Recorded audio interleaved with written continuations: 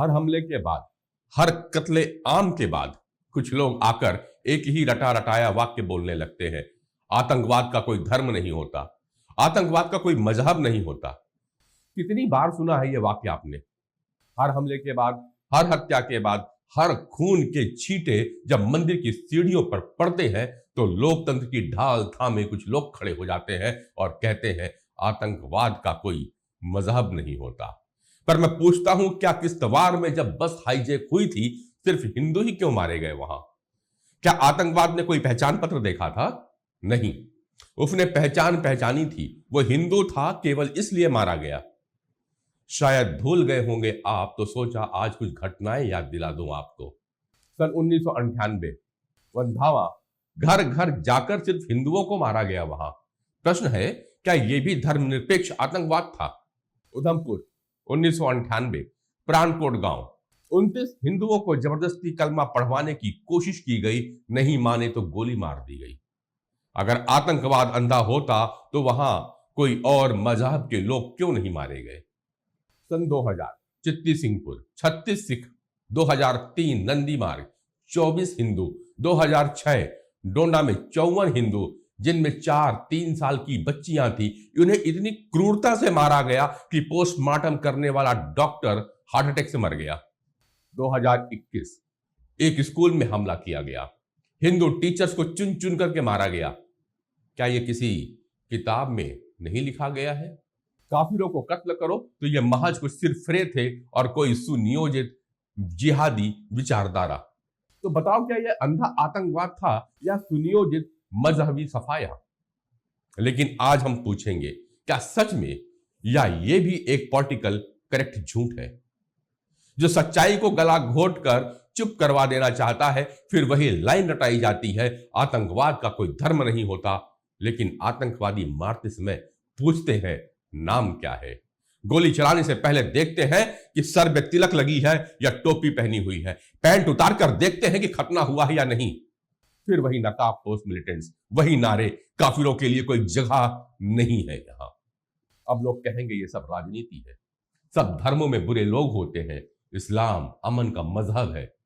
ठीक है, तो फिर बताइए इराक में हिंदू क्यों भागे?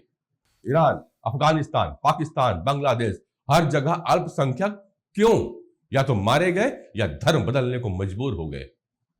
कश्मीर में हिंदू भागे, यूपी के हाल चाल भी अब कुछ ठीक नहीं है और शेष भारत के 19 राज्य ही शायद बचे हैं जहां बहुसंख्यकों के पास है।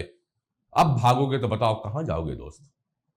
लोकतंत्र की दुहाई देते रहो, सेक्युलरिज्म के राग तुम गाते रहो, हम लोकतंत्र की घुट्टी पीते हुए बालू में सिर घुसेड़ लेंगे, सहिष्णुता, अहिंसा, मानवता के झुंझुने बजाते रहेंगे। लेकिन याद रखो, दुनिया का हर मजहब सिर्फ पूजा पद्धति नहीं होता। कुछ मजहब मिलिट्री डॉक्ट्रिन होते हैं जिनका उद्देश्य दारुल ए इस्लाम यानी पूरी दुनिया को इस्लामी राज्य में तब्दील करना होगा। इस्लाम एक मजहब है, लेकिन जब वही मजहब दर उल इस्लाम के नाम पर विश्व को जीतने की घोषणा करता है, जब वह दूसरे हर विश्वास को काफिर कहकर खत्म करने की सोच बनाता है, तो वह सिर्फ धर्म नहीं रह जाता, वह एक मिलिट्री आइडियोलॉजी बन जाता है। इराक, ईरान, अफगानिस्तान, पाकिस्तान, बांग्लादेश, कश्मीर, बंगाल, केरल और अब पहलगाम, हर जगह एक ही पैटर्न है, हर जगह एक ही मजहबी जहर है।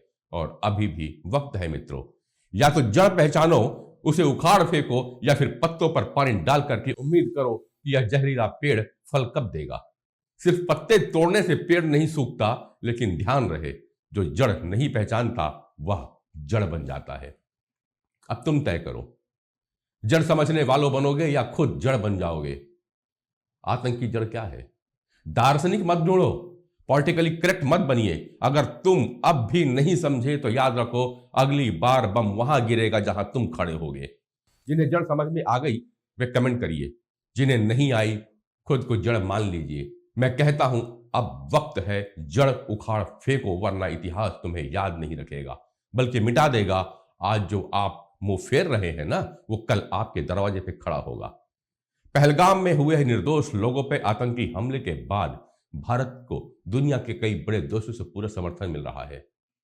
वहीं पहले से ही आर्थिक संकट से घिरा पाकिस्तान अब अंतरराष्ट्रीय मंच पर अलग थलग पड़ता दिखाई पड़ रहा है। इस हमले के बाद जहां अमेरिका, रूस, इजराइल, ब्रिटेन, फ्रांस और जापान ने भारत के रुख का समर्थन किया है, वहीं सऊदी अरब और संयुक्त अरब अमीरात जैसे प्रमुख मुस्लिम देशों ने भी भारत से रिश्ते मजबूत किए हैं और पहले की तरह अब ये देश पाकिस्तान का खुलकर समर्थन नहीं कर सकते। भारत ने इस बार भी अपने डिप्लोमेसी को साधे हुए ढंग से आगे बढ़ाया। मीडिया रिपोर्ट्स की माने तो अब आतंकवाद पर पूरी दुनिया का नजरिया बदल रहा है। अब कोई भी देश दोहरे मापदंड नहीं अपनाता।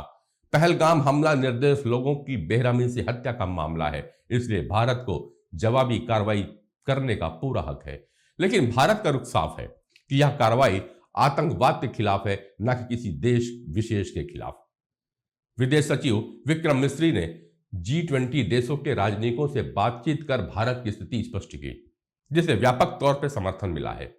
2019 में जब भारत ने जम्मू कश्मीर से अनुच्छेद 370 हटाया, तब भी पाकिस्तान ने मुस्लिम देशों को अपने पक्ष में लाने की पूरी कोशिश की थी, लेकिन तब भी सऊदी अरब, UAE ने पाकिस्तान का साथ नहीं दिया।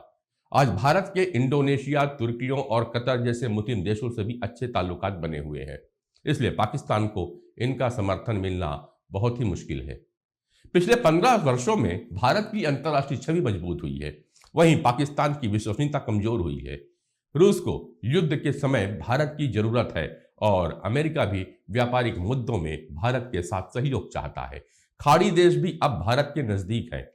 हाँ, इस बार भारत अकेला बिल्कुल नहीं है। अमेरिका, रूस, इजराइल, ब्रिटेन, फ्रांस, जापान सब भारत के साथ हैं। यहां तक कि सऊदी अरब और UAE भी अब पाकिस्तान को ठुकरा रहे हैं। क्यों? क्योंकि पूरी दुनिया अब जान चुकी है कि आतंकवाद सिर्फ एक देश की समस्या नहीं है, यह सभ्यता की लड़ाई है।